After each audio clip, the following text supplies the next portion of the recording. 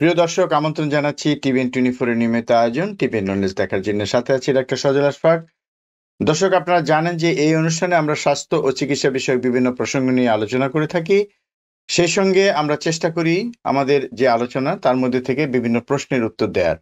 দর্শক, আজকে আমরা খুবই গুরুত্বপূর্ণ একটি বিষয় নিয়ে কথা বলবো এ কারণে যে এটি নিয়ে আমরা জানি যে এটা খুবই বিপজ্জনক একটি বিষয়, তারপরও এ নিয়ে খুব একটা আলোচনা হয় না এবং আমার মনে হয় যে এই বিষয়ে আরো অনেক কিছু জানার আছে। আজকে যে বিষয়টি সেটি হচ্ছে ক্যান্সার, এবং আমরা আজকে যে বিষয়টি নিয়ে কথা বলবো সেটা গুরুত্বপূর্ণ এই কারণে আজকে আমরা কথা বলবো কিভাবে এই ক্যান্সারের ঝুঁকি প্রতিরোধ করা যায়। আমাদের এই আজকের বিষয়ের উপর আলোচনার জন্য উপস্থিত আছেন নিউ ইয়র্কের প্রথিতযশা চিকিৎসক ডক্টর নেওয়াজ হোসেন। আসুন পরিচিত হই ডক্টর নেওয়াজ হোসেনের সাথে। আসসালামু আলাইকুম। ডক্টর নেওয়াজ হোসেন, আপনাকে জি ওয়ালাইকুম সালাম, আপনাকে স্বাগত জানাচ্ছি আমাদের আজকের এই আয়োজনে। Thank you. তো ডক্টর নওয়াজ, আজকে আমাদের যে বিষয় ক্যান্সার প্রতিরোধ যদি বলি বা ক্যান্সারের ঝুঁকি প্রতিরোধ, সেটা যদি বলি তার আগে আমি একটু শুনে নিতে চাই যে কি কি ধরনের ক্যান্সার আসলে খুবই সচরাচর দেখা দেয়। ওকে, সো ক্যান্সার বলতে ধরেন আমাদের অনেক ধরনের ক্যান্সার আছে, রাইট? সো আমাদের সব ধরনের ক্যান্সার তো প্রিভেন্ট করা যায় না। সো আমাদের ধরেন অনেক গাইডলাইন সেট করা আছে ইউএসএ তে, যেখানে আপনি কিছু স্ক্রিনিং করতে পারেন, সো যেন আপনি আর্লি ডিটেক্ট করতে পারেন ক্যান্সার। যেমন ধরেন ব্রেস্ট ক্যান্সার, ওটা গাইডলাইন আছে, তারপর কোলন ক্যান্সার ওটা গাইডলাইন আছে, লাং ক্যান্সার ওটা গাইডলাইন আছে, না আরো অনেক ক্যান্সার গাইডলাইন আছে। বাট ওগুলা ধরেন আমাদের বেসড অন ধরেন এইজ, বয়স অনুযায়ী অথবা রিস্ক অনুযায়ী ওগুলা এখানকার আমেরিকার এখানে গাইডলাইন আছে, যেটা ধরেন ইউজুয়ালি অ্যানুয়াল হেলথ ভিজিটে এগুলা করা হয় আর কি, to screen for those cancers. Okay, তো বুঝতে পারলাম যে আসলে স্ক্রিনিংটাকে গুরুত্ব দিচ্ছেন। তো যে ক্যান্সারগুলোর কথা বললেন, আমি ধরে নিই যদি যে এই ক্যান্সারগুলি খুব কমন, বিশেষ করে মহিলাদের ক্ষেত্রে ব্রেস্ট ক্যান্সার বা এবং উভয়ের ক্ষেত্রে লাং ক্যান্সার বা কোলন ক্যান্সার, এগুলি নিয়ে যদি আমরা আলোচনা সীমাবদ্ধ রাখি বা আরো কিছু ক্যান্সার নিয়ে কথা বলি, তাহলে আপনি স্ক্রিনিং এর কথা বলছিলেন। তো এই স্ক্রিনিং এর পদ্ধতিটা কিরকম? মানে আমার প্রশ্ন হচ্ছে যে যখন একজন রোগী প্রাইমারি কেয়ার ফিজিশিয়ানের কাছে যান, প্রতি বছর যেসব পরীক্ষা নিরীক্ষা করেন, একটা অ্যানুয়াল চেক আপ যখন করেন, তার মধ্যেই কি এই ক্যান্সারের স্ক্রিনিং এর কিছু বিষয় থাকে, নাকি আলাদাভাবে কোনো বিশেষ পরিস্থিতি হলে তখন স্ক্রিনিং টেস্টের দিকে যেতে হয়? না, সো অ্যানুয়াল হেলথ ভিজিটেই ধরেন আমাদের অনেক ধরনের গাইডলাইন্স আছে, যেখানে আমরা কথা বলি বয়স অনুযায়ী যে কোন কোন ক্যান্সার এখন তারা ডিউ। ধরেন অনেকগুলো আছে, ধরেন প্রত্যেক বছর আর কি স্ক্রিনিং করতে হয়, অনেকগুলো আছে এভরি 5 ইয়ার্স or 10 ইয়ার্স এরকম করে স্ক্রিনিং করতে হয়। ইউজুয়ালি যেটা প্রবলেম দেখা যাচ্ছে আমাদের, স্পেশালি আমাদের বাঙালি কমিউনিটিতে দেখা যাচ্ছে যে অনেক পুশব্যাক, অনেক রেজিস্ট্যান্স থাকে যে টেস্টিং করার জন্য, কারণ তারা মনে করে যে সবাই মনে করে যে আমার তো কোনো সিমটম নাই, তাহলে আমি কেন এগুলো করবো? এক্স্যাক্টলি। হ্যাঁ, কিন্তু এখন স্ক্রিনিং মানেটা কি এটা বুঝতে হবে। হ্যাঁ, স্ক্রিনিং এর হুম, হুম, মানেটা হলো যে আর্লি ডিটেকশন, তাই না? আপনার কোনো হুম, সিমটম হুম, নাই, বাট বেসড অন আপনার বয়স অনুযায়ী আর রিস্ক ফ্যাক্টর অনুযায়ী আপনি হুম, হুম, আর্লি একটা টেস্ট করতে চাচ্ছেন, যেন কোনো প্রবলেম যদি থাকে ওটা আর্লি ক্যাচ করা যায়। কারণ আর্লি ক্যাচ এক্স্যাক্টলি। করা থাকলে তাহলে ধরেন হুম, হুম, আপনার কিওর রেট, এটা ট্রিটমেন্টটা একটু মোর অনেক বেশি অ্যাভেলেবল, মোর সহজ। ইজিয়ার। হ্যাঁ, হুম, কিন্তু হুম, ধরেন আমরা যদি মনে করেন ওয়েট করি সিমটমের জন্য, তাহলে it's already hmm, hmm, late. হ্যাঁ, কারণ তার হুম, মানে হুম, এটা অলরেডি হয়তো অ্যাডভান্স স্টেজে চলে গেছে, যেখানে এখন ধরেন টেস্ট করলে মেবি একটা খারাপ নিউজ হুম, হুম, আসতে পারে আর কি। তো সেজন্য আমাদের বুঝতে পেরেছি, যেটা করা উচিত যে বুঝতে আমাদের পেরেছি। সবসময় স্ক্রিনিং গাইডলাইন্স গুলো ফলো করা উচিত, অ্যানুয়াল হুম, হেলথে হুম, যাওয়া উচিত, যেটা আমাদের পপুলেশন একটুখানি, আমি আমি আমার এক্সপিরিয়েন্স থেকে দেখতেছি একটু কম হচ্ছে কম। আর কি। জি। সেটাই। অনেক ধন্যবাদ ডক্টর নিয়াজ। আসলে আপনি ঠিকই বলেছেন যে স্ক্রিনিং টেস্টের ব্যাপারে যখন কিছু পরীক্ষা-নিরীক্ষা দেওয়া হয়, যেগুলো দেখা যায় যে রোগীর সেই সময়ে সে সংক্রান্ত কোনো রকম অসুবিধা থাকে না, তখন জি। তারা সেটা করতে চান না এবং তারা প্রশ্ন করেন যে, "এটা আমি কেন করব? আমার তো এই ধরনের কোনো সমস্যা নাই।" আপনি ঠিকই জি। বলেছেন। জি। এটা একটা বড় সমস্যা। মানে এই যে আপনি ফাঁকে একটা কথা বলেছেন যে, আপনারা সবার জন্য একটা স্ক্রিনিং টেস্ট হয়। তারপরেও কিছু ক্ষেত্রে স্ক্রিন টেস্টটা বেশি গুরুত্বপূর্ণ এ কারণে যে যারা রিস্কের মধ্যে আছেন, ঝুঁকির মধ্যে জি। আছেন, যাদের মধ্যে রিস্ক জি। ফ্যাক্টর গুলো আছে বা জি। বয়সের কারণে যারা রিস্কে আছে, এই রিস্ক ফ্যাক্টর গুলো তো অনেকগুলো রিস্ক ফ্যাক্টর, বয়সও একটা রিস্ক ফ্যাক্টর জি। বা ফ্যামিলিয়াল হিস্ট্রি বা পারিবারিক ইতিহাস যদি থাকে কারোর মধ্যে যে পরিবারে ক্যান্সার আছে। তো এক্ষেত্রে আপনি যদি ওইটা আগে বলেন, তারপর আমরা আস্তে আস্তে আলোচনায় ঢুকি যে রিস্ক ফ্যাক্টর গুলো কি, মানে মানে মানে সব মানুষ, মানে যেটা আমি কমনলি যদি বলি যে সব ধরনের ক্যান্সারের জন্য কোনটা রিস্ক ফ্যাক্টর, এবং আলাদা আলাদা ভাবে স্পেসিফিক ক্যান্সারের জন্য কোনগুলো রিস্ক ফ্যাক্টর, একটু যদি বলেন। আচ্ছা, সো ধরেন রিস্ক ফ্যাক্টর এখন মোস্ট অফ দ্য টাইম যেগুলো দেখা যাচ্ছে স্টাডিজ করে, হুম যে রিস্ক ফ্যাক্টর ধরেন ফ্যামিলিয়াল যদি কোনো ক্যান্সার থাকে, মনে করেন কারো ফ্যামিলিতে ব্রেস্ট ক্যান্সার আছে, তাহলে তাদের রিস্ক অফ ব্রেস্ট ক্যান্সার একটু হাই। কারো হুম ফ্যামিলিতে যখন কোলন ক্যান্সার থাকে, তাহলে ধরেন মা বাবা ভাই বোন ওদের যদি কোনো কোলন ক্যান্সার হিস্ট্রি থাকে, তাহলে তাদেরও কোলন ক্যান্সার হওয়ার রিস্ক হাই। তো ধরেন আপনার রিস্ক ফ্যাক্টর বলতে কিছু কিছু আছে আমাদের কন্ট্রোলে আছে, আর কিছু কিছু আছে আমাদের কন্ট্রোলে নাই। সো আমাদের হুম হুম। কন্ট্রোলে যেটা নাই, ধরেন এইজ, হ্যাঁ, অনেকগুলা ক্যান্সার আছে যেটা এই যে এইজের কারণে রিস্কটা বাড়ে। আর হুম আমাদের কন্ট্রোলে নাই ধরেন ফ্যামিলিয়াল হিস্ট্রি, ধরেন আমাদের হুম ফ্যামিলিতে হুম যদি কারো অলরেডি ক্যান্সারটা থাকে, ওটা আমাদের কন্ট্রোলে নাই। আমাদের কন্ট্রোলে নাই ধরেন জেনেরিক হিস্ট্রি, হ্যাঁ, সো অনেক ধরনের হুম হুম ক্যান্সার আছে এটা লিঙ্কস টু জেনেরিক হুম হুম হুম প্রিডিসপোজিশন, ধরেন মনে করেন ব্রেস্ট ক্যান্সার। বাট কিছু কিছু জিনিস আছে যেটা আমাদের কন্ট্রোলে আছে, ধরেন স্মোকিং, হ্যাঁ, স্মোকিং ধরেন ওইটা লাং ক্যান্সারের সাথে যুক্ত, রাইট?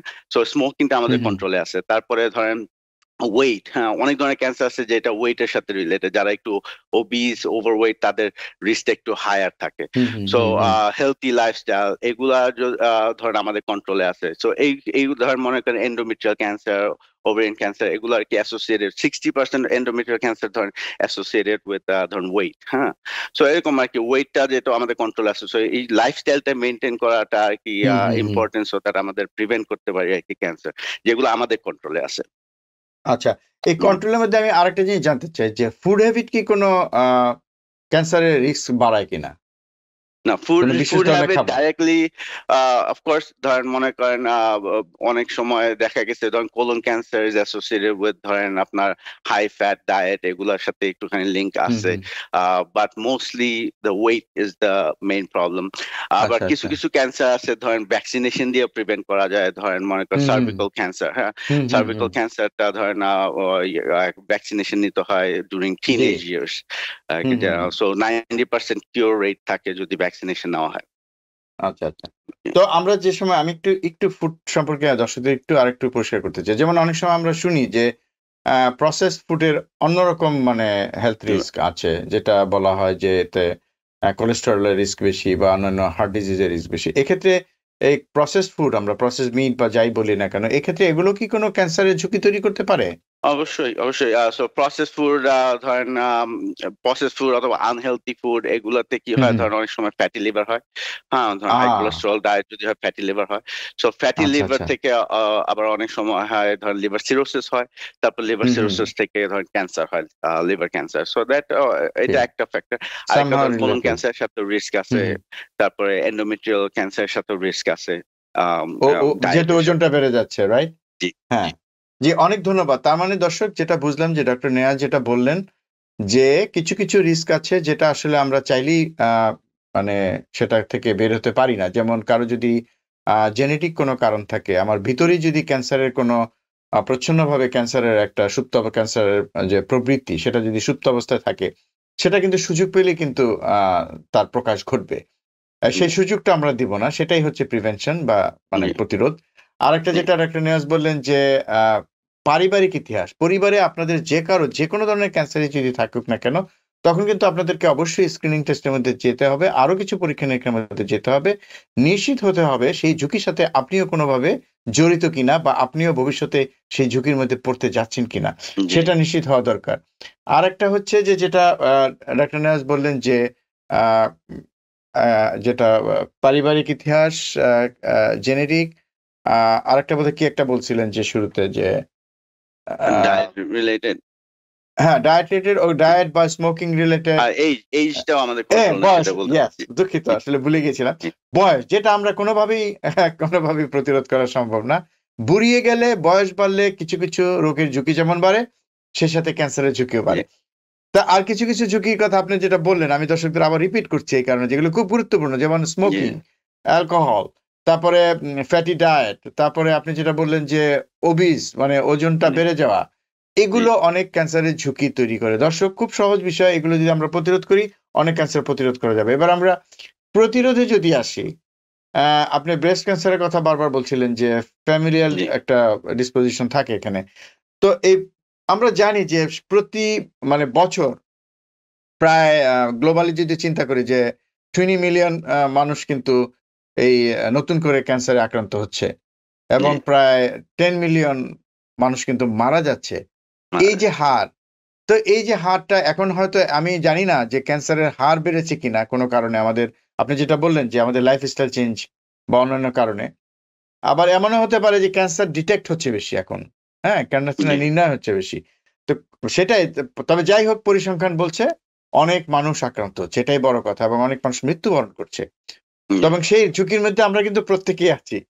জি এটাই বুঝতে হবে ডাক্তার নেওয়াজ আসলে। জি তো ডাক্তার নেওয়াজ, এবার যদি আপনি বলেন যে ব্রেস্ট ক্যান্সারের ক্ষেত্রে অবস্থাটা কি? মানে এটা কিভাবে স্ক্রিনিং টেস্ট গুলি করা হয়? কোন বয়সে? একটু যদি ধারণা দেন। হ্যাঁ, সো ব্রেস্ট ক্যান্সার সম্বন্ধে আমি একটু বলি।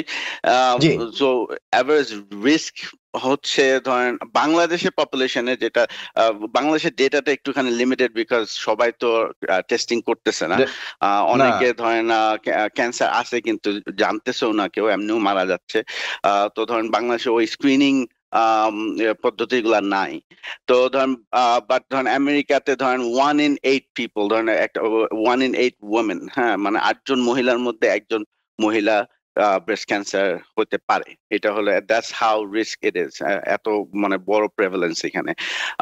তো গোয়িং ব্যাক টু আপনি একটু আগে যেটা বললেন যে হ্যাঁ ক্যান্সারের নাম্বার গুলা বাড়তেছে বিকজ আমাদের ডিটেকশন রেটটাও বাড়তেছে, কারণ আমরা স্ক্রিনিং হুম, করে হুম। অনেক ডিটেক্ট করতেছি, but at the same time cure গুলাও ভালো হতেছে, তাই না? আপনি আর্লি ডিটেক্ট করতেছেন, আর্লি ট্রিটমেন্টে চলে যাচ্ছেন। ইনফ্যাক্ট একটা ক্যান্সার আছে ধরেন, এটা one of the fewest cancer, cervical cancer, যেটা সেটা অ্যাকচুয়ালি আস্তে আস্তে কমতেছে বিকজ আমরা আর্লি ডিটেক্ট করে ট্রিট করতেছি।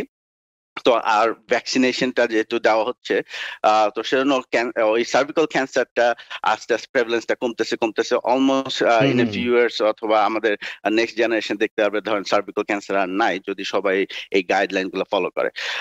গোয়িং ব্যাক টু ধরেন ব্রেস্ট ক্যান্সার, সো ব্রেস্ট জি। ক্যান্সারের গাইডলাইন্সটা হলো ধরেন এখানে অনেক কন্ট্রোভার্সি আছে, বিভিন্ন অর্গানাইজেশন বিভিন্ন জিনিস রেকমেন্ড করতেছে, বাট হুম, হুম। মেজরিটি যেটা রেকমেন্ডেড সেটা হলো যে এজ 40 বয়স থেকে শুরু করতে হবে breast cancer screening until age 74। Usually every year, কিছু কিছু অর্গানাইজেশন বলে এভরি 2 ইয়ার্স, হ্যাঁ, কিন্তু এভরি ইয়ার আর কি করা উচিত। ম্যামোগ্রাম, এটা হলো হুম। একটা স্ক্রিনিং ম্যামোগ্রাম হয়। তো জি। স্ক্রিনিং ম্যামোগ্রামটা কি, এটা লাইক একটা এক্স রে মতো। তারপর ওইখানে যদি কোনো কিছু অ্যাবনর্মালিটি পায় তাহলে ধরেন নেক্সট স্টেজ হবে ধরেন একটা 3D ম্যামোগ্রাম করা, অথবা ডায়াগনস্টিক ম্যামোগ্রাম কথা করা, অথবা আল্ট্রাসাউন্ড করা। তারপর যদি কোনো সমস্যা হয় তো ওরা তখন বায়োপসি করে আর কি। So that's the step for screening breast ক্যান্সারের। আচ্ছা, আচ্ছা। মানে বায়োপসিটা তো মানে সবার জন্য লাগবে না। যদি সেরকম সন্দেহজনক কিছু থাকে তখনই সন্দেহজনক বায়োপসিতে ওখানে যেতে হয়। একটা হ্যাঁ। স্কোরিং সিস্টেম থাকে। হুম, ধরেন হুম। স্ক্রিনিং করবেন যখন ম্যামোগ্রাম, ওখানে আমরা হুম, বলি হুম, হুম। বায়োরাজ স্কোরিং। সো বায়োরাজ জি, জি। স্কোরিং এর উপর নির্ভর করে যে এটা কি সাসপিশিয়াস কিনা, ক্যান্সারের লক্ষণ আছে কিনা, তখন বায়োপসি আছে করতে হয়। কিনা। Not everybody has to do it. অনেক সময় অনেক আচ্ছা। কিছু আছে ধরেন ম্যামোগ্রামে দেখা যায় যে একটা ম্যাস, তারপর ধরেন আল্ট্রাসাউন্ড করলে দেখা যাবে একটা সিস্ট। সো এগুলো হুম, অনেক হুম। কমন আছে। ইন দ্য পাস্ট রেকমেন্ডেশন ছিল যে সেলফ এক্সামিনেশন করা, হ্যাঁ, হুম, সো হুম। ধরেন আমি নিজে সেই নিজে। প্রসঙ্গে আসছিলাম যে, জি, যে সেলফ এক্সামিনেশন তো খুবই একটা ইম্পোর্টেন্ট বিষয় ছিল। হ্যাঁ এখনো সেটা আছে কিনা বা এ বিষয়ে যদি একটু ধারণা দেন। হ্যাঁ। তো সেলফ এক্সামিনেশন আগে এটা আমরা অনেক গুরুত্ব দিতাম, তারপর আস্তে আস্তে এটা গুরুত্বটা কমে গেছে। কয়েকটা কারণ আছে, ধরেন অনেকে ধরেন সেলফ এক্সামিনেশন করে ধরেন ছোট ছোট সিস্ট থাকলে ওরা খুব প্যানিকি হয়ে যায়। তারপর হুম, এটাতে হুম। ধরো আননেসেসারি টেস্টিং, আননেসেসারি বায়োপসি এগুলো করতে হয়, একটা অ্যাংজাইটি হয়। তো ওইটার রেকমেন্ডেশনটা আস্তে আস্তে একটুখানি লাইট হয়ে গেছে। But it's also very important to do self examination, কারণ ধরেন আপনি নিজের বডি আপনি নিজে বুঝবেন যে কোনো চেঞ্জ আসছে কিনা। তখন যদি কোনো চেঞ্জ পান তাহলে ডেফিনেটলি ডাক্তার দেখাতে হবে অথবা টেস্টিং করতে হবে। অনেক ধন্যবাদ ডক্টর নিয়াজ। ডক্টর নিয়াজ, আমি আরেকটু মানে বিস্তারিত বা ডিটেইল জানতে চাই এক্ষেত্রে যে, এই যে সেলফ এক্সামিনেশন এর ক্ষেত্রে অনেক রকম পদ্ধতি আছে। আজকাল আমি আপনার সূত্র ধরে বলতে চাই যে, দর্শক আপনারা যদি YouTube এ যান অনেক রকম ভিডিও কিন্তু দেখতে পাবেন যে, এবং অথেন্টিক অনেক ওয়েবসাইট আছে যেখানে দেখা যায় যে কিভাবে এই self examination of the breast করতে হয় এবং আপনারা সেটা করতে পারেন নিজেরাই। তো ডক্টর নিয়াজের কাছে আমার যেটা প্রশ্ন যে এই যে self examination of the breast যখন করবে না, তখন একজন মহিলা কি মানে যে ম্যাচটার কথা আপনার বললেন যে ম্যাচটা থাকবে, সে ম্যাচের এমন কোনো ক্যারেক্টারিস্টিক্স বা চরিত্র আছে কিনা যেটা ধরেন সেটা টেক্সচার বা কনসিস্টেন্সি সবকিছু মিলিয়ে তারা কি কোনো একটা ধারণা করতে পারবেন যে এই ম্যাচটা কিরকম বা কি রকম থাকতে পারে, বা যেটা হুম হলে খুবই দ্রুত তাদের চিকিৎসকের কাছে যাওয়া উচিত? হুম প্রথমত এনি ম্যাচ কোনো ধরনের ম্যাচ যদি থাকে ওটা ডেফিনেটলি চেক আউট হুম, করা উচিত। আহ, এই অবশ্যই। এই এই সম্বন্ধে কিছু বলতে গেলে একটু রিস্কি, কারণ ধরেন যদি ভালো করে না বুঝে তখন মানুষের ওই যে প্যানিক হয়ে যাবে।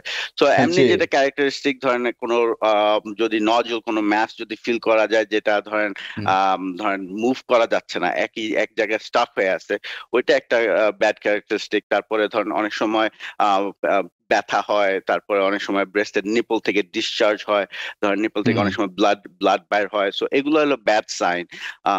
তারপরে ধরেন যদি ডেফিনেটলি যদি দেখা যায় যে ম্যাচটা 1 মাস আগে ছিল না, এখন হচ্ছে আর আস্তে আস্তে বড় হচ্ছে, তাহলে ওইটাও ব্যাড সাইন।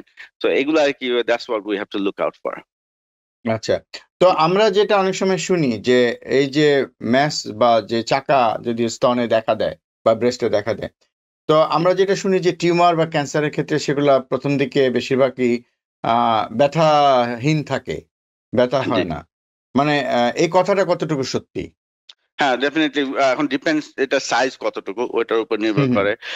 কিছু কিছু যদি এগ্রেসিভ ক্যান্সার হয় তখন ওটা ব্যথা হওয়ার চান্সটা বেশি থাকে, বা বেশিরভাগ সময় ব্যথা হয় না। বেশিরভাগ সময় যেগুলো ব্যথা হয় ওগুলো হলো বিনাইন কন্ডিশন, ধরেন হুম, হুম, সিস্ট হয় ইউজুয়ালি মানুষের, মেয়েদের যখন মেনস্ট্রুয়েশন হয় তখন অনেক সময় সিস্ট হুম, হুম, হয় হুম। যেগুলা একটুখানি ব্যথা হয়, আবার মেনস্ট্রুয়েশন হয়ে যাওয়ার পরে আবার ওইটা চলে যায়। তো এরকমও লিজেন আছে, বাট এনিথিং যেটা জি। ধরেন একটুখানি কনফিউশন থাকে ওটা ডেফিনেটলি চেক করা উচিত। হুম, হুম। অনেক ধন্যবাদ। জি। আপনি যেটা বলছিলেন যে এই ব্রেস্ট এক্সামিনেশন করতে যেয়ে অনেকে যদি ঠিকভাবে না বোঝেন অনেক সময় হুম, প্যানিক হয়ে যেতে পারে। কিন্তু জানি, জি। আসলে প্যানিক হয়ে যদি সচেতন হয় সেটা জি, তো জি, এক ধরনের ভালোই। জি, কারণ জি, প্যানিক জি, হয়ে যদি সে দ্রুত ডাক্তারের কাছে যায়, স্ক্রিনিং টেস্ট গুলো যেটা উনি জি, অবহেলা করছিলেন সেটা যদি খুব দ্রুতই করে ফেলেন হুম, তাহলে তো আসলে সেটা একটা ভালো দিক। জি, তো ডাক্তার নিয়াজ, আমরা এরপরে পরবর্তী ক্যান্সার নিয়ে কথা বলবো, সার্ভাইকাল ক্যান্সার নিয়ে কথা বলবো এবং সেটার জি, স্ক্রিনিং কথা বলবো। তো আমরা একটু বিরতিতে যাচ্ছি। দর্শক, সময় হলো বিরতি নেবার। বিরতির পর আবার ফিরে আসবো অনুষ্ঠানে। আশা করি ততক্ষণ আমাদের সাথেই থাকবেন। দর্শক, বিরতির পর আবার ফিরে এলাম অনুষ্ঠানে। আপনারা দেখছেন টিভিএন ওয়েলনেস, সাথে আছি ডাক্তার সজল আশফাক। আমাদের আজকের অতিথি ডাক্তার নওয়াজ হোসেন। উনি নিউ ইয়র্ক থেকে আমাদের সাথে যোগ দিয়েছেন এবং আমাদের আজকের বিষয় সেটা হচ্ছে ক্যান্সার প্রতিরোধ এবং ক্যান্সার প্রতিরোধের যেসব ব্যবস্থাগুলি নেওয়া যেতে পারে সেগুলো নিয়ে কথা বলবো এবং ধীরে ধীরে অন্যান্য বিষয়গুলো নিয়ে আমরা কথা বলবো। তো আমরা ইতিমধ্যে ব্রেস্ট ক্যান্সার নিয়ে অনেকটা আলোচনা করেছি। এখন আমরা একটু আলোচনা করতে চাই সার্ভাইকাল ক্যান্সার নিয়ে। তো ডক্টর নিয়াজ, আমাদেরকে যদি একটু ধারণা দেন যে সার্ভাইকাল ক্যান্সার টার্মটার সাথে হয়তো অনেকে পরিচিত, অনেকে না। এটা কোন জায়গার ক্যান্সার, কোথায় হয় এবং এর পেছনে কারণগুলো কি কি, একটু রিস্ক ফ্যাক্টর গুলো যদি বলে শুরু করেন। আচ্ছা। সার্ভিক্যাল ক্যান্সার, এটা হলো ক্যান্সার অফ দ্য সার্ভিক্স। হ্যাঁ, তো সার্ভিক্স জিনিসটা কি? সার্ভিক্স হলো ধরেন মেয়েদের যে জরায়ু আছে, ইউটারাসের শেষে হুম, যে হুম, পার্টটা, সেটাকে বলা হয় সার্ভিক্স। ওইটাই হয়, ধরেন ওপেন এন্ড ক্লোজ হয় যখন মেনস্ট্রুয়েশন হয় অথবা ডেলিভারি হয়। তো ওইখানে ধরেন অনেক ক্যান্সার হওয়ার রিস্ক হয় ওই পার্টটা আর কি, সার্ভিক্সের। এক্ষেত্রে মানে এই সার্ভাইকাল ক্যান্সার কাদের মধ্যে বেশি, মানে এরকম কোনো বিষয় আছে কিনা যে এই ফ্যাক্টর বা আহ, কিছু কিছু বিষয় যেগুলো এই মানে ঝুঁকিটা তৈরি করছে? জি, তো সার্ভিক্যাল ক্যান্সার রিস্ক হলো, ধর most of the cervical cancer associated হয় একটা ভাইরাস থেকে। ওই ইনফেকশন থেকে তারপর ক্যান্সারটা হয়। ওই ভাইরাসের নাম হলো হুম, এইচপিভি। হুম, তো হুম, এইচপিভি ভাইরাস ধরেন 100 ধরনের এইচপিভি ভাইরাস আছে। তো সবগুলা ক্যান্সার কজ করে না, কিছু কিছু আছে এগ্রেসিভ। আর মোস্ট অফ দ্য টাইম ধরেন বডিতে অটোমেটিকলি ইমিউন সিস্টেম যেটা আছে আমাদের, সেটা অটোমেটিকলি এইচপিভিটাকে গেট রিড অফ করে ফেলায়, তো এটা কোনো প্রবলেম করে না। বা কিছু কিছু মানুষ আছে যাদের ধরেন ইমিউন সিস্টেমটা একটু লো, তো তাদের ধরেন রিস্কটা একটু হাই থাকে, তখন ওই এইচপিভি থেকে তখন ক্যান্সার হওয়ার রিস্কটা হাই থাকে। সো সেজন্য জেনারেল গাইডলাইন্স হলো ধরেন টিনেজ ইয়ার্স থেকে ধরেন ইভেন ফ্রম এজ 9 থেকে শুরু করে ধরেন ভ্যাকসিনেশন। হ্যাঁ, ভ্যাকসিনেশন ওই ওই যে এগ্রেসিভ কিছু কিছু ভাইরাস আছে, ওইটার জন্য ভ্যাকসিনেশন আছে, যেটা ধরেন এজ 9 থেকে 26 ইয়ার্স পর্যন্ত এদের জন্য রেকমেন্ডেড। দ্য রিজন যে পরের ধরেন অ্যাবাভ 26 ওই 26 ইয়ার্স এর উপরে যারা আছে তাদের জন্য হুম হুম রেকমেন্ডেড না, এই কারণে বিকজ ওখানে দেখা যায় যে অলরেডি এভরিবাডি অলরেডি এক্সপোজার হয়ে গেছে, তখন ওইটার বেনিফিটটা কম থাকে। তো আচ্ছা ইউজুয়ালি আর্লি যদি ভ্যাকসিনেশন হয় তাহলে বেনিফিটটা থাকে। আচ্ছা আচ্ছা। তো এই প্রসঙ্গে একটু বলি, আমরা এই হিউম্যান প্যাপিলোমা ভাইরাস সম্পর্কে শুনবো, যে একটা সময় যে ধারণা ছিল, মানে বা এখনো ধারণাটা আছে কিনা বা সেটা ধারণাটা সত্যি কিনা আমি একটু আপনার কাছে জানতে চাই। সেটা হচ্ছে যে অনেক সন্তানের মা হওয়া বা আরো কিছু মানে মানে যথেচ্ছ, মানে আমরা যদি বলি সেক্সুয়াল অ্যাক্টিভিটি বা যৌনাচার বা কোনো যৌন রোগ, এগুলোর সাথে কি এই সার্ভাইকাল ক্যান্সারের কোনো যোগসূত্র আছে কিনা, এগুলোর কারণে হয় কিনা? জি, সো ধরেন এইচআইভি যদি থাকে তাহলে রিস্কটা অনেক হায়ার থাকে। তারপর ধরেন আরো এসটিডি, ধরেন ক্লামিডিয়া ইনফেকশন, যেটা আরেকটা হুম সেক্সুয়ালি ট্রান্সমিটেড ডিজিজ, ওইটা হুম থাকলে হুম তখন রিস্কটা হায়ার থাকে। তারপরে ধরেন যারা অনেক সন্তানের মা তাদের রিস্কটা হায়ার থাকে। তারপর যারা আর্লি মেনস্ট্রুয়েশন শুরু হয়েছে, ধরেন অনেক ইয়াং বয়সে তাদের মেনস্ট্রুয়েশন শুরু হয়েছে, তাদের রিস্কটা হাই থাকে। এগুলা আর কি ধরেন একটু মোর জি রিস্ক করে। জি, বুঝতে পেরেছি। অনেক ধন্যবাদ, আরেকটা অনেক ধরেন আছে, ধন্যবাদ। ধরেন একটা জি। জেনেটিক ডিজিজ আছে যেটাকে বলে লিঞ্চ সিনড্রোম। তো লিঞ্চ হুম সিনড্রোম হুম কি হয়, ধরেন তাদের অনেক ধরনের ক্যান্সার হওয়ার রিস্ক থাকে। তো এটার মধ্যে একটা ধরেন সার্ভিক্যাল ক্যান্সার, কোলন ক্যান্সার, এগুলা। আচ্ছা। তো আপনি যেভাবে বলছিলেন যে ব্রেস্ট ক্যান্সারের ক্ষেত্রে একটা বয়সের পরে আপনারা এনকারেজ করেন যেটা মেমোগ্রাম করার জন্য। তো এক্ষেত্রেও মানে স্ক্রিনিং টেস্ট গুলো কি কি, মানে কি কি ধরনের স্ক্রিনিং টেস্ট আছে? আচ্ছা, তো এটাকে বলা প্যাপসমিয়ার। সো এটা ইউজুয়ালি গাইনোকোলজিস্টরা করে। তো রেকমেন্ডেশন হলো ফ্রম এজ 21, যখন হবে 21 থেকে 29 পর্যন্ত, ধরেন হুম হুম এভরি 3 ইয়ার্স জিওআইএন এর সাথে ভিজিট করতে হয়। তারপর তারা প্যাপসমিয়ার করে। তো প্যাপসমিয়ারটা কি হলো, একটু স্যাম্পল নিয়ে তারপরে দেখবে যে কোনো সেলগুলো কোনো চেঞ্জ হয়েছে কিনা, যেখানে ক্যান্সারের চান্স হাই থাকে। তারা এইচপিভি টেস্টও করবে। তারপরে 30 ইয়ার্স এর পরে ধরেন এভরি 3 ইয়ার্স করতে হবে প্যাপসমিয়ার, আর ধরেন এইচপিভি তখন এভরি 5 ইয়ার্স পর করলেও হয় আর কি। তো ওইটাকে বলে কো টেস্টিং, মানে ধরেন একই সাথে দুইটাই টেস্ট করবে, ধরেন এইচপিভি আছে কিনা আর ধরেন আচ্ছা, সেলগুলো কোনো চেঞ্জ হয়েছে কিনা। ওকে। তো আপনি শুরুতে যেটা বলছিলেন যে এইচপিভি বা হিউম্যান প্যাপিলোমা ভাইরাসের গুরুত্বটা বোঝাতে চাচ্ছিলেন যে এক্ষেত্রে অনেক ক্ষেত্রেই ক্যান্সার হয়, এবং যে কারণে আপনি একটা কথা বলছিলেন যে এটা মানে আর্লি বয়সে এই ভ্যাকসিনটা, এটা যে ভ্যাকসিনটা সেটা নেওয়া উচিত। তো এই ভ্যাকসিনটা কি, মানে আমি মানে আমেরিকার কথা জানতে চাই বা স্পেশালি নিউ ইয়র্ক স্টেটের কথা জানতে চাই, যে এই ভ্যাকসিনটা কি মানে ইন্স্যুরেন্স কভার করে? হ্যাঁ, সো রিগার্ডিং এই পুরো ক্যান্সার স্ক্রিনিং এর ব্যাপারে বলি, যেটা হলো যে সব ইন্স্যুরেন্স কভার করবে এনি সর্ট অফ স্ক্রিনিং যদি গাইডলাইনের মধ্যে পড়ে। ধরেন ভ্যাকসিনেশন, তারপরে ম্যামোগ্রাম, সবকিছু এটা দে হ্যাভ টু কভার। হ্যাঁ, এটা হলো গাইডলাইন্স, এটা সব কোনো ইন্স্যুরেন্স এটা ডিনাই করতে পারবে না আচ্ছা, আর কি। অনেক ধন্যবাদ, অনেক ধন্যবাদ। তো এই যে এইচপিভির যে ভ্যাকসিনটা, মানে এটা কটা ভ্যাকসিন নিতে হয়? তো ইউজুয়ালি দুইটা ভ্যাকসিন নিতে হয় আর কি, সিরিজ। জি, আমি যদি আবার রিপিট করেন যে আর্লি এজ বলছিলেন, যে কোন বয়স থেকে নেওয়া সবচেয়ে ভালো, কোন বয়সে নেওয়া? এটা আগে ছিল এজ 11 থেকে, এখন ওরা এজ 9 থেকে শুরু করছে। ধরেন এখন এজ 9 থেকে এই ভ্যাকসিনেশনটা নিতে পারে। তো প্রথমটা যদি 9 এ নেয়, সেকেন্ড ডোজটা কতদিন পরে বা কত মাস পরে? ওইটা আমার খুব সম্ভবত 6 মাস পরে এরকম একটা নিতে আরেকটা হয় আর নিতে কি। হবে। আমার আচ্ছা, আচ্ছা। আমার তো ওইটা তারপরে এক্স্যাক্টলি কি, মনে নেই। জি, না সমস্যা নেই। কিন্তু আমার যেটা প্রশ্ন হচ্ছে যে এটা না হয় নিল না। তো এক্ষেত্রে আমি আমি বলছি কি, আসলে তো আমরা যেটা করি অনেক সময় আমরা জিনিসগুলো সিরিয়াসলি নেই না। ধরেন একটা ভ্যাকসিন নিল কিন্তু দ্বিতীয়টা নিল না। আমি এইজন্য প্রশ্নটা করলাম।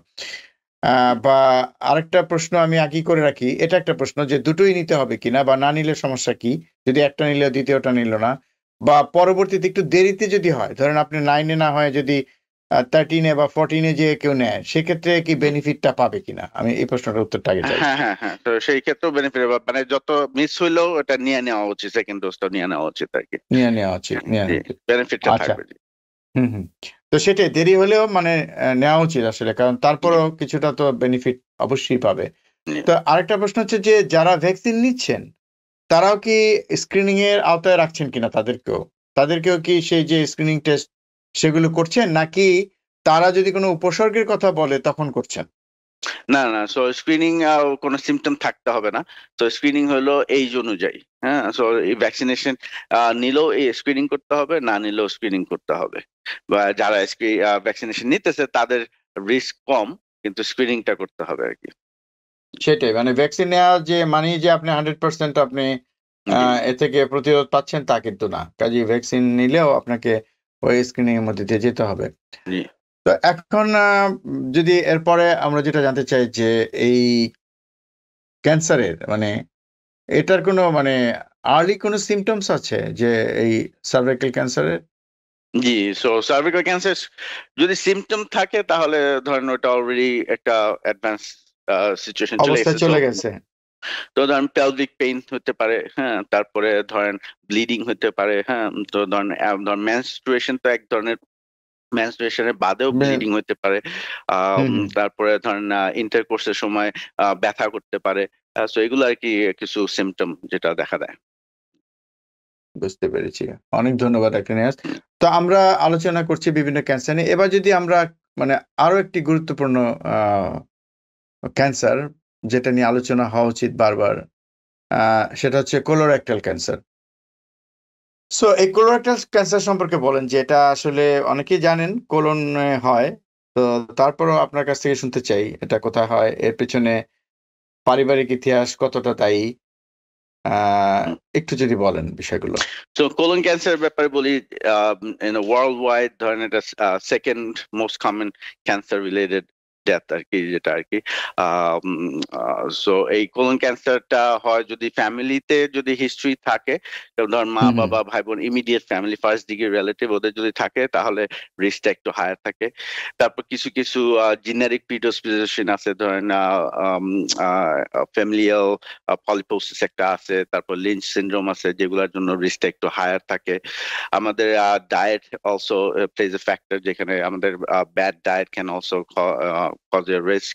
তো যদি ধরেন ফার্স্ট ডিগ্রি রিলেটিভের যদি কারো ক্যান্সার থাকে, তাহলে ইউজুয়ালি আমরা চেষ্টা করি যে স্ক্রিনিংটা 10 বছর আগে করা। তো ধরেন আচ্ছা। নর্মাল রেকমেন্ডেশন যেটা স্ক্রিনিং এ, কোলন হুম, হুম। ক্যান্সার স্ক্রিনিং আগে ছিল ফ্রম এজ 50, 50 হুম, বছর হুম। থেকে শুরু করা। তো এখন রিসেন্টলি এটা চেঞ্জ হয়েছে লাস্ট 2 বছরে, যেটা এখন হলো রেকমেন্ডেশন হলো এজ 45। হ্যাঁ, সো কারণ যেহেতু আর্লি দেখা যাচ্ছে ইয়াঙ্গার মানুষদের এখন ক্যান্সার গুলা দেখা যাচ্ছে, তো সেজন্য এখন গাইডলাইন চেঞ্জ করে করছে 45। সো 45 হলে হুম, তখন হুম। থেকে ক্যান্সার স্ক্রিনিং, অনেক ধরনের স্ক্রিনিং মোডালিটি আছে, ওটা নিয়ে কথা বলবো। সো ধরেন যদি কোনো ফার্স্ট রিলেটিভ যদি কোনো কারো ক্যান্সারটা থাকে, তাহলে ইন দ্যাট কেস আমরা 10 বছর আগে করি, সো তার মানে এজ 35 থেকে শুরু করতে হবে তখন। তো এই স্ক্রিনিং যে পরীক্ষাগুলো আছে, পরীক্ষাগুলো সম্পর্কে যদি একটু ধারণা দেন। যেমন আমরা আ সাধারণ মানুষ যেটা জানেন যে আ কলোনোস্কোপি করতে হবে। কিন্তু কলোনোস্কোপির ছাড়াও তো কিছু স্ক্রিনিং টেস্ট আছে আমরা জানি। তো সেগুলি জি। সম্পর্কে যদি একটু বলেন। সো আমি কোলোনোস্কোপি ছাড়াও আছে। ধরেন কোলোনোস্কোপিতে আমরা অনেক সময় ভয় পাই যে হ্যাঁ, এটা আসলে কোলোনোস্কোপি টেস্টটা মেবি 15-20 মিনিটস লাগে। যেটা মানুষের আমাদের সবার যেটা হুম, হেজিটেন্সি হুম। সেটা হলো যে প্রিপারেশন। হ্যাঁ, ধরেন আপনার তার আগের দিন লিকুইড খেতে হবে 1 গ্যালন, হ্যাঁ, যেটা খাওয়ার পরে বাউলটা ক্লিনস করতে হবে, হ্যাঁ। হুম, হুম, তো হুম। ওইটাতে আমরা অনেক সময় পুরাপুরি ভালো করে করি না। তো পরে দেখা যায় যে আবার প্রিপারেশনটা ভালো হয় না, তখন আবার ভালো করতে হয় হয়। নাই। তো আবার হ্যাঁ, সো করতে এখন হয়। আমাদের যেটা বুঝতে হবে যে প্রিপারেশনটা ভালো হইতে হবে, কারণ যদি জারটা যদি ক্লিন না হয়, তাহলে যখন ক্যামেরা দিয়ে দেখবে কোলোনোস্কোপি, তো এটা অনেক কিছু মিস হয়ে যেতে পারে। হ্যাঁ, হুম, তো হুম। ক্লিন করাটা খুব ইম্পর্টেন্ট। সো ওই একদিনই শুধু কষ্ট যে গ্যালনটা খাওয়া এন্ড দ্য হুম, কোলন হুম, ক্লিনসটা, হুম। কিন্তু অ্যাকচুয়াল প্রসিজার ধরেন 20 মিনিট লাগে। ধরেন একটু সিডেশন সেইটাই। দিয়ে দেয়, মানুষ বুঝেও হুম, না। হুম। আর অন্যান্য গাইডলাইনস অনুযায়ী অন্যান্য যেসব পদ্ধতি আছে, সেটা স্টুল টেস্ট আছে, হ্যাঁ, কিছু কিছু ডিএনএ টেস্ট করে স্টুল থেকে, কিছু কিছু হুম, হুম। আয়রন টেস্ট করে, হ্যাঁ, হিম টেস্ট করা হয়, হুম, হুম। যেগুলা 100% না, বাট এটা একটা ভালো আইডিয়া দিবে আর কি। ধরেন ওটা যদি নেগেটিভ হয় তার মানে গুড, হ্যাঁ, কিন্তু পজিটিভ হলে অনেক ধরনের জিনিস আসলে ওটা পজিটিভ করতে পারে। ধরেন আপনার আয়রন ট্যাবলেট খেলে পজিটিভ হতে পারে, তারপর বিফ খেলে ধরেন ওগুলোতে অনেক সময় পজিটিভ হয়। সো বাট বেস্ট টেস্ট হলো কোলোনোস্কোপি, অফ কোর্স। কলোনোস্কোপি। জি, জি, মানে সেটাই কনফার্মেটরি টেস্ট আসলে। জি। বাকিগুলো স্ক্রিনিং টেস্ট। কিন্তু ওগুলোতে পজিটিভ যদি আর্লি আসে তখন আসলে আলটিমেটলি কোলোনোস্কোপিতে যেতে হয়, কলোনোস্কোপি করতেই হবে, যেতে হ্যাঁ হয়, যদি করতেই পজিটিভ হয়, কারণ থাকে ওটা তাহলে একটা ডেফিনেটলি কলোনোস্কোপি যে করতে হবে। কোলোনোস্কোপি করতে হবে। তো আপনি যেটা বলছিলেন ঠিকই যে কোলোনোস্কোপিতে সম্পর্কে মানুষের অনেক রকম ভীতি আছে, এবং আপনি যেটা বললেন যে প্রিপারেশনটাই মেইন। আবার অনেকে কোলোনোস্কোপি যে পদ্ধতি তাতে তার প্রাইভেট পার্টটা এক্সপোজ করতে হয়, এ বিষয়ে অনেকের একটু আহ, অনেক রকম দ্বিধা থাকে। তো সেটা বিষয়, কিন্তু আসলে চিকিৎসা তো করতে হবে, রোগ তো নির্ণয় করতে হবে, চিকিৎসা যে এখন সেটা এই রোগ এই যে জায়গায় নেই। জিনিসটাতে অনেক হেজিটেন্সি, প্রাইভেট পার্ট এটা আন্ডারস্ট্যান্ডেবল, আমাদের কালচার যেহেতু এরকম, বাট এইটা এতই ইম্পর্টেন্ট, কারণ একটা ছেলেদের মধ্যে প্রত্যেক 23 জন মানুষের মধ্যে একজনের কোলন ক্যান্সার হতে পারে, আর মহিলাদের মধ্যে প্রত্যেক 25 জন মানুষের মধ্যে একজনের কোলন ক্যান্সার হতে পারে।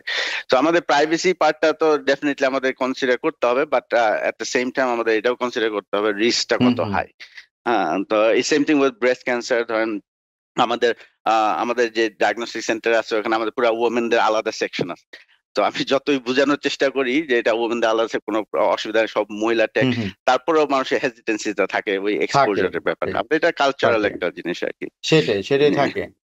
এটা অনেকে জি, পারেন না, জি, তারপরেও আসলে আমাদেরকে তো আসলে তাদেরকে এ বিষয়ে আহ উৎসাহিত জি, করতে হবে।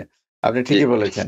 জি, এবং আপনি আরেকটা যেটা যেটা আমার মনে হয় যে আপনি প্রিপারেশনের কথাটা বললেন, এটা খুবই গুরুত্বপূর্ণ, যে অনেকেই এই যেন ভাবে প্রস্তুত হয়ে যান, জি, জি, এবং ওই যে বাওয়েলটা ক্লিন করা, এটা জি, একদমই সুন্দরভাবে ক্লিন না হলে তো প্রত্যেকটা অংশ জি, ডাক্তার জি, যদি দেখতে দেখা না যাবে না। পারেন, সন্দেহজনক জায়গাগুলো তো আসলে মিস হয়ে যাবে, তাই না? সেগুলো হ্যাঁ, দেখা যাবে না। এবং তো এই কোলোনোস্কোপিতে আমি একটু আরেকটু অ্যাডভান্স জানতে চাই যে এই কোলোনোস্কোপিতে ধরুন আপনি যেটা বলছিলেন যে যে চেঞ্জ যদি পাওয়া যায়, ধরেন কোনো পলিপ যদি পাওয়া যায় বা আরো কোনো চেঞ্জ যদি পাওয়া যায়, কোনো একটা গ্রোথ পাওয়া যায়, তো সেক্ষেত্রে কি মানে কি করেন? মানে যিনি আচ্ছা, কোলোনোস্কোপি করছেন তিনি কি সাথে সাথে এটা কেটে নিয়ে আসেন বা কিছু হ্যাঁ, একটা চিকিৎসা দিয়ে দেন, বায়োপসি করেন, নাকি ওইটা রেখে দেন পরবর্তীতে আবার যেতে হয়?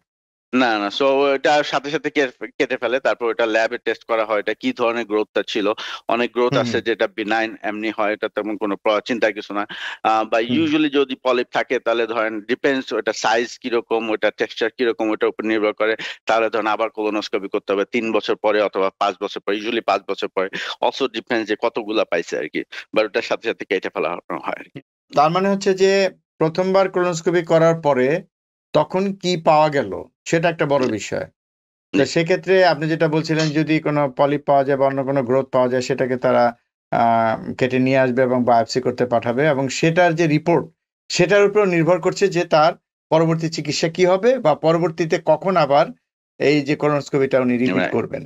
হ্যাঁ, right, এই বিষয়টা সেটার উপর নির্ভর করছে।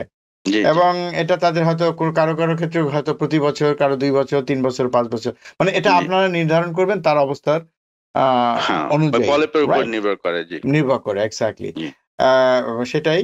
তো এটা একটা গুরুত্বপূর্ণ বিষয়। তো অনেকে হয়তো ভাবেন যে আমি তো একবার করেছি 2 বছর আগে, জি, 3 বছর আগে, এখন আমার দরকার কি? কিন্তু তখন তার ডায়াগনোসিসটা কি ছিল সেটাও তো একটা গুরুত্বপূর্ণ বিষয়। Right, right. কাজে আর এই যদি ক্লিন বিষয়গুলো আসলে থাকে, কোনো বোঝার আছে। পলিপ না থাকে, জি। যদি কোনো পলিপ হুম না থাকে তাহলে 10 হুম। বছর পরে করতে 10 হবে আর বছর। কি। জি, এক্সাক্টলি। তাও 10 বছর পরে তাকে করা উচিত। জি, সেটা একটা বিষয় যে এমন না যে আর করতে হবে না। জি, এই স্ক্রিনিং টেস্টগুলো এই কারণেই এনকারেজ করা হয়। তো অনেক ধন্যবাদ ডাক্তার নেওয়াজ হোসেন। তো আমরা যদি পরবর্তী ক্যান্সারটা নিয়ে একটু আলোচনা করি, যেটা আরো একটা কমন ক্যান্সার, যে লাং ক্যান্সার। এবং আমরা লাং ক্যান্সারের অনেক রকম রিস্ক ফ্যাক্টরের কথা জানি। তারপর আবারও শুনতে চাই, আহ, যেটা আছে জেনেটিক, বংশগত প্রভাব, বা সেটা তো আছেই, তার বাইরেও যদি আমরা আমি বলতে চাই না, আপনার মুখ থেকে শুনতে চাই যে লাং ক্যান্সারের ঝুঁকি বা কি কি ফ্যাক্টর গুলো আছে যেগুলো লাং ক্যান্সার তৈরি করতে পারে। না, 85% লাং ক্যান্সার স্মোকিং থেকে হয়। এটা ধরেন actually number one cause of cancer related death আর হুম কি। হুম হুম। সো এটা এতই সিরিয়াস। এতদিন আমাদের এই লাং ক্যান্সার স্ক্রিনিং এর কোনো গাইডলাইন ছিল না। তো লাস্ট 10 ইয়ার্স ধরে একটা গাইডলাইন নতুন আসছে। তো গাইডলাইনটা হলো যারা কারেন্ট স্মোকার, যারা স্মোক করতেছে ধরেন লাস্ট 20 বছর ধরে, আগে ছিল 30 বছর, তো ওইটাও আবার এখন চেঞ্জ করছে, লাস্ট 20 বছর ধরে যারা স্মোকিং করতেছে, অথবা আমরা বলি 20 প্যাক ইয়ার, মানে হলো একটা প্যাকেট করে 20 বছর খাচ্ছে, অথবা ধরেন হাফ প্যাকেট করে ধরেন 40 বছর খাচ্ছে, এরকম যদি হয় এটাকে বলা হয় 20 প্যাক ইয়ার্স।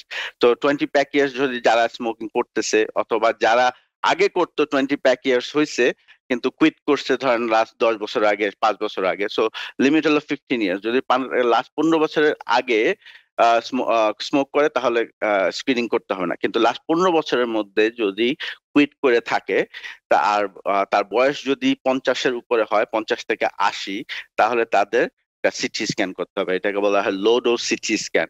সো এটা অল্প রেডিয়েশন দিয়ে করতে হয়। ওটা তখন সেম থিং কোলোনোস্কোপের মতো, এটা ডিপেন্ড করে যে কি পায়।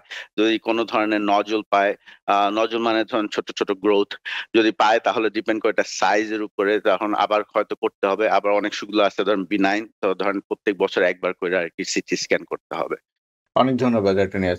তো ডাক্তার নিয়াজ, যেটা আপনি স্মোকিং এর কথা বলছিলেন যে প্রতি বছর 30 প্যাক যদি স্মোক করে, তার মানে কি বিষয়টা এরকম যে যে বেশি পরিমাণ সিগারেট পান করবে তার ক্ষেত্রে ঝুঁকি বেশি, বা এমনকি যে না, যে অল্প অল্প করে পান করছেন কিন্তু এই দীর্ঘ সময় ধরেই করছেন, তার মধ্যেও একই ঝুঁকি বা কম ঝুঁকি? না, ঝুঁকি তো সবারই আছে। এখন ওই যে যেটা প্যাকেটটা আমি আরেকবার বলি। ধরেন আপনি এক প্যাকেট করে প্রতিদিন খাচ্ছেন ফর 10 ইয়ার্স, তাহলে এটাকে বলা হয় 10 প্যাক ইয়ার্স।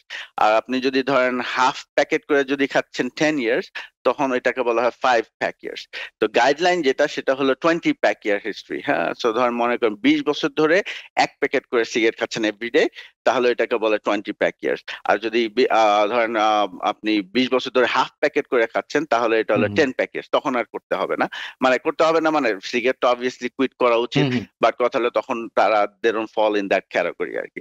সো নিয়ম হলো যে 50 বছর হতে হবে আর 20 প্যাক ইয়ার হিস্ট্রি থাকতে হবে। আর যদি কেউ আগে কুইট করে ফেলায়, তাহলে ওই কুইট যেটা করছে ওইটা 15 বছরের মধ্যে হতে হবে। আর যদি 15 বছর বেশি কুইট হয়ে যায় তখন রিস্কটা অলরেডি কমে যায়। ধরেন যারা আগে স্মোক করছে 15 বছর আগে, তাদের রিস্কটা একটু কম। যে আপনি যেটা বলতে চাচ্ছেন যে আমরা যখন বলি না যে ধূমপান ছেড়ে দিন, আসলে আপনি যখনই ধূমপান ছেড়ে দিবেন তখন থেকেই আপনার ঝুঁকিটা কমতে থাকবে। হ্যাঁ, তো এটা একটা বড় বিষয়, এটা একটা বড় বিষয়। কারণ আপনারা যখন এই যে ঝুঁকিটা হিসাব করছেন তখন সেটা আপনার হিসাবের মধ্যে নিচ্ছেন যে উনি কখন থেকে পুরোপুরি ছেড়ে দিয়েছেন। অনেক ধন্যবাদ ডক্টর নিয়াজ। তো দর্শক, এই বিষয়গুলো খুবই গুরুত্বপূর্ণ। আপনারা যদি একটু অনুধাবন করেন যে স্মোকিং এর ক্ষেত্রে আমরা জানি যে স্মোকিং শুধু যে মানে লাং ক্যান্সার করে তাই না, আরো অন্যান্য ক্যান্সারও শরীরে করতে পারে, অনেক ক্যান্সার করতে পারে। তো ডাক্তার নিয়াজ, আমাদের একটু যদি আমাদের হাতে আর মিনিট 2 এর মতো সময় আছে, তো আপনি যদি আমাদেরকে বলেন যে আসলে এই এটা প্রিভেনশন কি? আমরা তো সেটা নিয়ে আলোচনা করছি। এই ঝুঁকিটা কিভাবে দূর করব?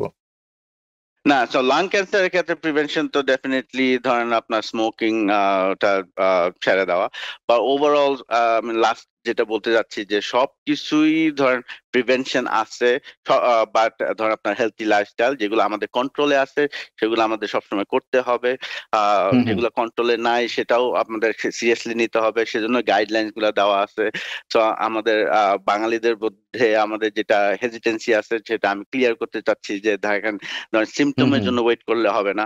হ্যাঁ, যে আমার কোনো সিমটম নাই, এটা আমরা অনেক সময় চিন্তা করি। বা সিমটম, আমি যেটা আমার পেশেন্টদেরকে বলি, সিমটম যদি থাকে তার মানে অলরেডি লেট হয়ে গেছে। অলরেডি ক্যান্সার হয়ে গেছে।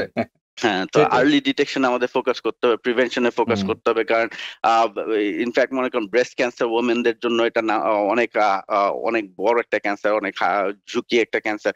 কিন্তু কথা ব্রেস্ট ক্যান্সার কিউর রেটটা আবার অনেক ভালো। আর্লি যদি ডিটেক্ট করেন তাহলে মানে কিউর রেট অনেক ভালো। হ্যাঁ, কিন্তু লেটে যদি ডিটেক্ট করা হয় তাহলে কিউর রেটটা অত ভালো না। তো এই জন্য আমাদের সবার ফোকাস করতে হবে যে কিভাবে প্রিভেন্ট করা যায়। আর প্রিভেনশনের জন্য স্ক্রিনিং করতে হবে, অ্যানুয়াল হেলথ টাইম মতো যেতে হবে। এটাই হলো আমার মেইন কথা। অনেক ধন্যবাদ। তো ডাক্তার নিয়াজ, আমি শেষ প্রশ্ন করব, সেটা হচ্ছে যে যেহেতু আপনি স্টার্লিং ডায়াগনস্টিক সেন্টারের আপনি মেডিকেল ডিরেক্টর, তো আমার প্রশ্ন হচ্ছে যে আজকে যেহেতু আমরা এটা নিয়ে আপনার সাথে আলোচনা করছি, বা আপনি যে আলোচনাটা করতে আগ্রহী হলেন এই বিষয়টা, এটা কেন? মানে আপনাদের ডায়াগনস্টিক সেন্টার থেকে কি আপনারা স্পেশালি এই ব্যাপারে আপনারা একটু বেশি মাত্রায় যত্নশীল? আমি তো ট্রেন করছি ধরেন নর্থ ওয়েলে, আমি অনেক বছর ছিলাম। তো আমার ট্রেনিং এর থেকে আমরা ধরেন ওইভাবে শিখছি প্রিভেনশন। হ্যাঁ, prevention is the main thing, তাই না? আমি ওইটা তো বেশি ফোকাস করি। তো আমরা অ্যানুয়াল হেলথে অনেক ফোকাস করি। আমাদের ধরেন আমাদের কালচারের দিকটা দেখেই আমরা ধরেন সেট আপটা এমন করা হয়েছে যেখানে মেয়েদের জন্য পুরো আলাদা সেকশন আছে, যেখানে ম্যামোগ্রাম যেন মানুষের কোনো হেজিটেন্সি, কারণ আমাদের মুসলিম কমিউনিটি এটাও চিন্তা করতে হবে। তো আমাদের একটা আলাদা সেকশন আছে যেখানে কোনো ছেলে মানুষ যেতে পারে না। তো এরকম সিস্টেম করা আছে। তো আমি যেটা ফেস করতেছি যে দেখি তারপরও অনেকের হেজিটেন্সিটা থাকা যায়, হ্যাঁ, যে না আমি করবো না, আমার কোনো সিমটম নাই, এখন করবো না, এরকম আর কি। তো আমার কথাটা ওইটাই যে যদি এখন না করেন তাহলে ইট মাইট বি টু লেট আর কি। ইট মাইট বি টু লেট। অনেক ধন্যবাদ। আপনার কথা দিয়ে শেষ করি যে আসলে সময় মতো যদি না করেন তাহলে কিন্তু হয়তো বা যা আপনার মধ্যে যে রিস্ক গুলি থাকে, ঝুঁকিগুলো থাকে, আপনি কিন্তু ক্যান্সার আক্রান্ত হয়ে পড়তে পারেন। তখন কিন্তু আপনাকে চিকিৎসার মধ্যে যেতে হবে, এবং তাও ভালো যদি আর্লি ডায়াগনোসিস হয় সেক্ষেত্রে চিকিৎসাটা সহজ হবে। অনেক ক্ষেত্রে উনি বললেন যে ডাক্তার নেওয়ার যে 100% কিউর রেট সেক্ষেত্রে। তো আমরা আরো আলোচনা করব, আরো আলোচনা করার ছিল, আসলে সময় শেষ, বিদায় নিতে হচ্ছে। তো ডাক্তার নিয়াজ হোসেন, আপনাকে অনেক ধন্যবাদ আপনার মূল্যবান সময় দেওয়ার জন্য। Thank you so much. দর্শক, এতক্ষণ যারা আমাদের সাথে ছিলেন আপনাদেরকে অনেক অনেক ধন্যবাদ। আমরা চেষ্টা করেছি ক্যান্সারের স্ক্রিনিং সম্পর্কে, বিশেষ করে ক্যান্সার প্রতিরোধে যেসব পরীক্ষা নিরীক্ষাগুলো করা দরকার এবং অ্যানুয়াল চেকআপের মধ্যে সেগুলো অন্তর্ভুক্ত আছে। আপনারা শুধু আগ্রহী হয়ে চিকিৎসককে জিজ্ঞেস করে যদি সেগুলো করেন তাহলে কিন্তু অনেক ক্যান্সারের ঝুঁকি কিন্তু আমরা এড়িয়ে যেতে পারি এবং অনেক ক্যান্সার থেকে আমরা রেহাই পেতে পারি, আমরা যদি একটু সচেতন থাকি, সচেষ্ট হই এই ব্যাপারে। সবাই ভালো থাকবেন, সুস্থ থাকবেন। আগামীতে দেখা হবে অন্য কোনো বিষয় নিয়ে। আল্লাহ হাফেজ। TBN 24 টেলিভিশন দেখতে আজই কল করুন 7187776556। লগ ইন করুন www.totalcablebd.com। নিউ ইয়র্ক থেকে সম্প্রচারিত TBN 24 টেলিভিশন বিশ্বজুড়ে বাঙালির কণ্ঠস্বর।